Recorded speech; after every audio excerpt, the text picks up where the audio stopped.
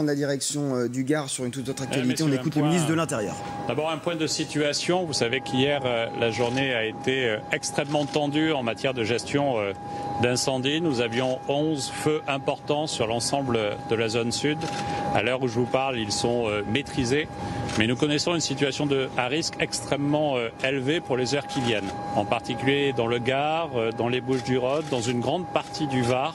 Et j'en appelle dès le début de ce propos à une attention toute particulière. Ne négligeons jamais que 90% des incendies que nous connaissons sont d'origine humaine. Je n'ai pas dit d'origine criminelle, mais sont d'origine humaine. Et quelquefois, ils sont d'origine criminelle. Et c'est hélas, semble-t-il, et je parle sous le contrôle du procureur qui aura vocation à confirmer cela, ce qui s'est passé ici dans le Gard et en particulier à Générac. J'étais il y a 2 jours déjà présent aux côtés des hommes du feu, des combattants du feu, quand près de 500 hectares ont brûlé à Générac. Et puis vous le savez, hier, un autre incendie à proximité à Générac a eu lieu, emportant près de 310 hectares. Et c'est dans un moment de combat contre le feu, avec à la fois un engagement total de nos forces au sol, de nos pompiers sur le terrain, accompagnés, guidés, éclairés par les pompiers du ciel, que l'un des nôtres est décédé. Franck était un pilote expérimenté. Il avait été pilote de Mirage 2000. Ici, il avait piloté la totalité des avions qui combattent les incendies dans le cadre de la flotte de la sécurité civile. Il était aujourd'hui heureux et fier. C'est ce que son épouse m'a rappelé il y a quelques instants de piloter un tracker. Il était fier de cela, fier de son tracker.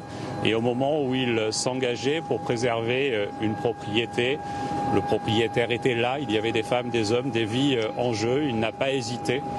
Un accident a emporté sa vie. Nous nous sommes rendus sur place. Nous avons rencontré depuis les élus très mobilisés sur ce territoire. Nous avons rencontré ses frères d'armes. Nous avons rencontré sa famille pour leur apporter le soutien que nous devons, le soutien de la nation à ceux qui prennent tous les risques pour sauver. Et sauver, c'est prendre le risque de périr aussi. Nos pompiers sont particulièrement marqués cette année. Et ici, cet été, dans le sud de la France, 4600 hectares ont été emportés. Et ce serait beaucoup plus s'il n'y avait pas cet engagement total de femmes et d'hommes qui portent le service public, qui incarnent le service public et le combat contre les feux et qui s'engagent totalement. Quelquefois, évidemment, au risque de leur vie. C'est ce qui s'est passé ici et je pense évidemment à Franck Chénaud, à sa famille, à ses proches, à son fils Tom, à sa fille Lola. Je pense aussi à ce qu'il représente dans son engagement pour toutes celles et tous ceux qui servent ici. Et j'ai rencontré les pilotes, les mécaniciens, ceux qui s'engagent fortement ici. 190 largages ont été opérés sur l'incendie d'hier et si besoin cet après-midi, je sais qu'ils seront à nouveau là. Voilà, mesdames, messieurs, ce que c'est que cet engagement que portent nos sapeurs-pompiers professionnels, nos sapeurs-pompiers volontaires et que portent aussi celles et ceux qui s'engagent dans les airs. Nous avons en France un des meilleurs niveaux d'équipement européen dans la flotte aérienne. J'étais ici il y a 3 semaines avec bonheur pour baptiser un nouveau Dash qui a été livré, pour annoncer le renouvellement de la totalité de la flotte de nos Dash, ce couteau suisse du combat aérien. Un autre viendra en début d'année compléter la flotte, un autre en cours d'année. 6 ont été commandés. C'est un montant, un investissement majeur, mais c'est un investissement majeur pour la sécurité des Français.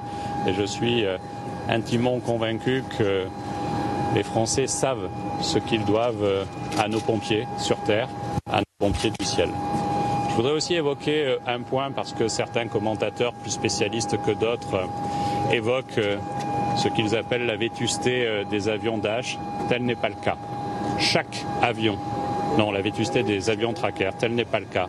Chaque tracker fait l'objet d'une attention toute particulière. Entre 800 000 € et 1 million d'euros chaque année sont mobilisés pour leurs entretiens. Et ce sont les pilotes de tracker eux-mêmes qui le disent. C'est la Jeep du ciel, c'est un avion solide, c'est un avion qui garantit la sécurité de ceux qui le pilotent et c'est un avion qui permet de prendre des risques. Ils savent qu'ils prennent des risques, Ces risques peuvent être mortels, c'est ce que nous avons. Il y a 3 enquêtes qui sont engagées, une enquête judiciaire, c'est évident, 2 enquêtes techniques qui ont déjà débuté et qui nous permettront de comprendre précisément ce qui s'est passé. Mais ce qui est sûr, c'est que nous avons ici des femmes et des hommes qui repartiront au combat dès qu'ils seront appelés. C'est cela aussi l'engagement de nos sapeurs-pompiers, c'est ça aussi l'engagement de notre sécurité civile, c'est l'engagement de nos forces de sécurité intérieure. Ne négligeons jamais que quand on les appelle, gendarmes, policiers, pompiers, ils répondent toujours présents.